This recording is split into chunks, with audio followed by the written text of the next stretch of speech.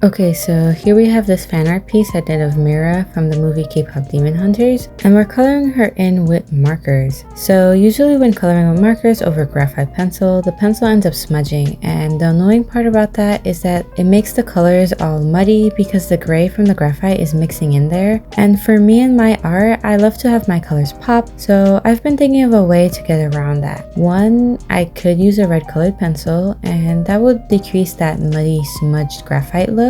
But I already had done all my K-pop Demon Hunter sketches with graphite pencil, and well, I didn't want to retrace my sketch with a red pencil. So then I thought, why don't I just tap my colorless blender around the pencil marks? That way the marker isn't spreading the pencil marks through streaks. And I tried that and it worked. So that's the technique that I'm using here with my markers. I tap the marker around the pencil, and that way I don't get the pencil smudges all over my piece and the colors can pop like they're meant to be. Also, with the way I've been coloring with markers, of course, I couldn't satisfy myself with just using one color. I love to play around with colors. So instead of doing one flat layer of color for the skin, I am using the colorless blender to wet the paper in sections. And then I'm using a combo of 3 colored markers. One is more of a skin tone color, another is closer to yellow, and then another is closer to pink. And with those 3, I blend them together to get the skin color, and I do a little bit of sculpting with them. Afterwards, I get more of a brown color to add some warm shadows, and then lastly I take a gray to add a bit more depth to the warm shadows. And that is the process of how I colored in Mira's skin in this piece. Thanks for watching and see you in the next one.